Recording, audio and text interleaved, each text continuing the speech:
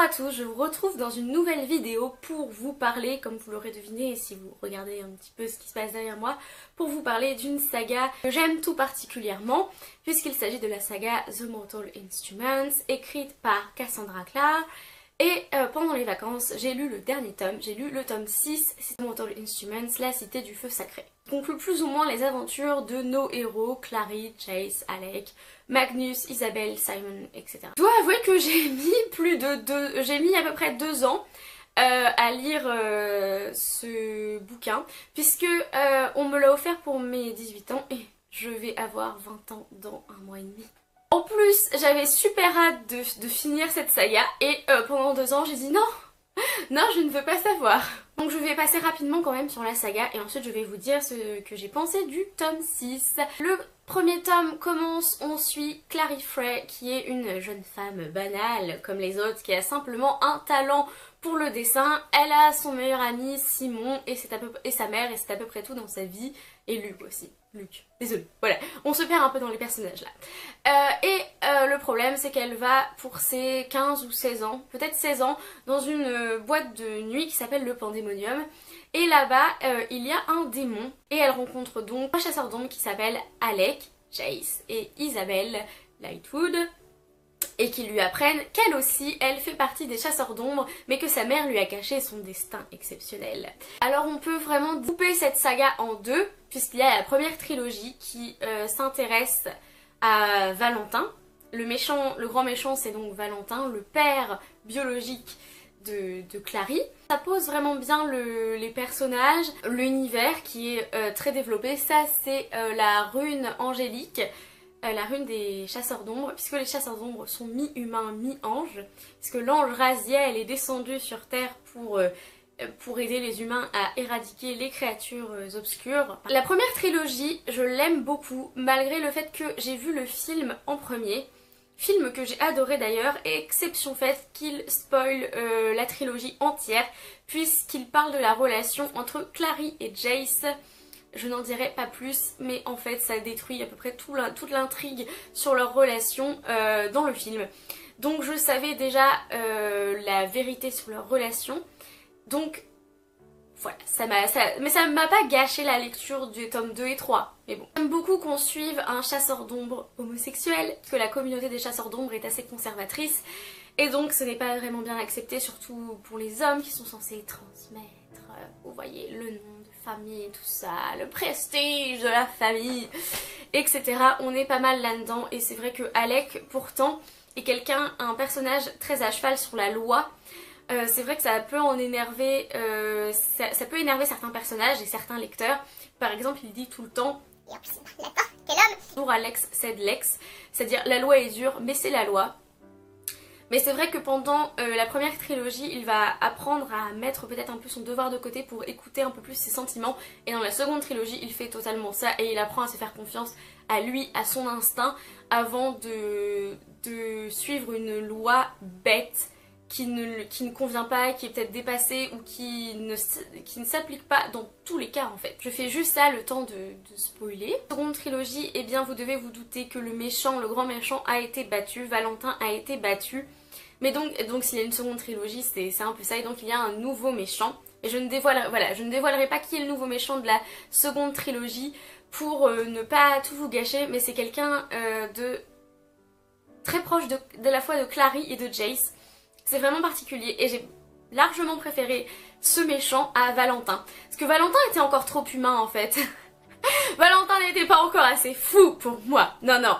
Ce méchant là, c'est un vrai méchant. Genre, c'est genre Maven dans Red Queen quoi. Et non, méchant que ça te prend au trip et que tu te dis non, mais jusqu'où il va aller en fait. Tu ne sais pas, tu peux pas répondre, tu es tellement méchant. On pourrait reprocher à la saga, c'est un peu du coup cette opposition manichéenne entre les vrais gentils et les vrais méchants. Mais en même temps, à côté de ça, c'est pour les personnages un peu principaux, mais on a aussi des créatures obscures qui sont censées être méchantes, qui le sont vraiment, ou alors qui sont entre deux, ou qui sont gentils. Donc en fait, on peut pas vraiment dire que c'est manichéen. Je me contredis au fur et à mesure de la vidéo. Mais c'est vrai qu'il y a des figures du bien, genre le bien limite pur, genre Clary.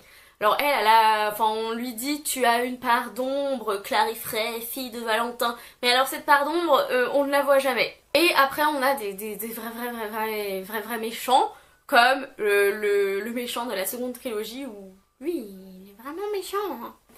Il y a des bons retournements de situation quand même. J'ai bien aimé la seconde trilogie aussi, même si la première trilogie reste ma préférée. Parce que peut-être que la seconde trilogie était un peu superflue. Le 6e tome, il arrive après un tome 5 explosif.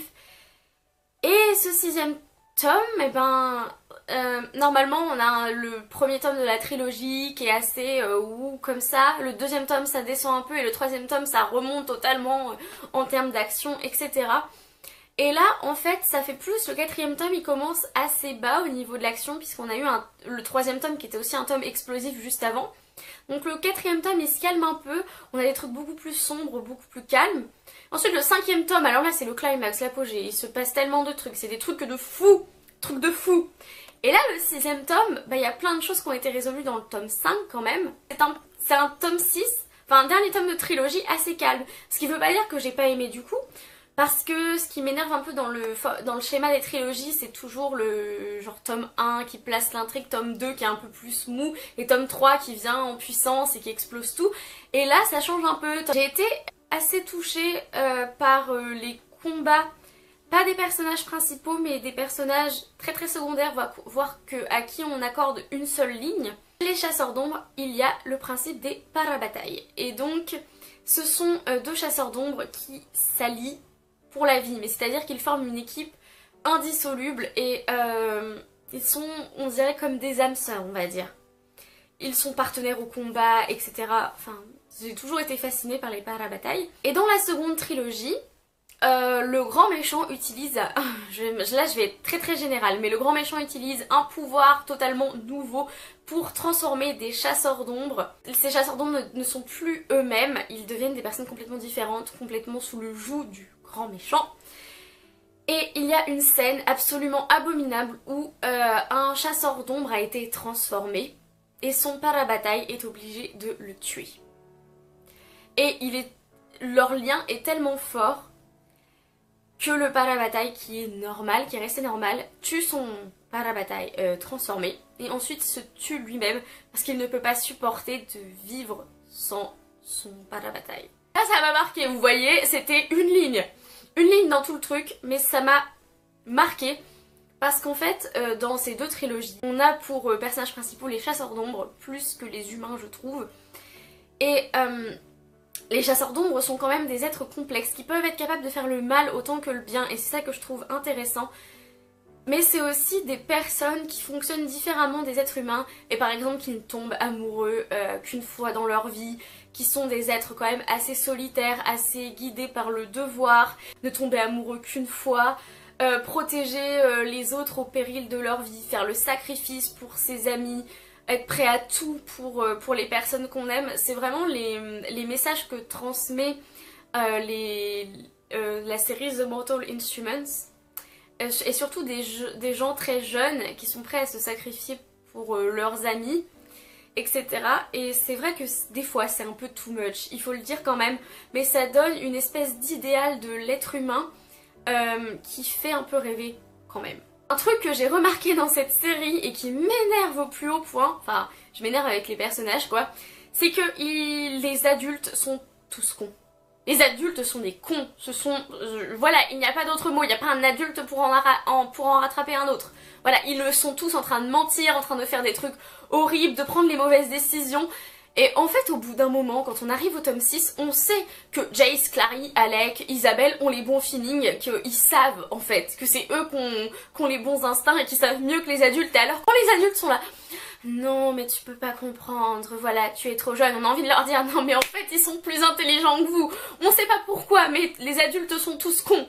Sauf Luc. Sauf Luc, peut-être Luc c'est un vrai. Voilà, Luc ne ment pas, Luc est là pour Clary, Luc est un père de substitution absolument extraordinaire, Luc a attendu l'amour de sa vie pendant 20 ans. Luc, à part Luc. C'est vrai que j'aime bien tout le principe des runes, les tatouages partout sur le corps, puisque je suis une grande fan de tatouages, j'adore cet aspect de... Bien les 6 personnages d'origine, c'est-à-dire Simon, Clary, Jace, Isabelle, Alec, Magnus. Voilà, c'est eux que je considère comme la base et c'est ceux que j'ai le plus de plaisir à suivre dans leur évolution. Des personnages un peu secondaires comme Maya, Jordan, j'ai pas réussi à accrocher en fait. Et enfin, navré de terminer sur cette note un peu... Non, je vais pas terminer sur cette note négative, mais il y a une note négative. C'est que ce que j'aimerais bien dans les romans YA, c'est que quand il y a des guerres, il faut qu'il y ait des morts. Je suis désolée. Et là, à chaque fois, il y a des morts, mais c'est pas des morts de personnages principaux. Mais ils peuvent pas être en première ligne sur le champ de bataille et que personne se fasse dézinguer. Je suis désolée. Il y a eu un truc que je trouvais absolument génial, un personnage... Je suis désolée, je spoil, mais je dis pas qui c'est, mais un personnage qui perd la mémoire. Et là, je me suis dit, oui, voilà, c'est pas une vraie mort, mais quand même, c'est une espèce de mort pour les autres personnages, etc. Ça va être dur, voilà. Il s'est passé quelque chose de dur dans cette guerre et tout. Et le problème, c'est que on a l'impression que l'auteur n'assume pas son choix, et qu'à la fin, dernier chapitre, a fait, ah mais non, en fait, il se souvient, et toi, t'es...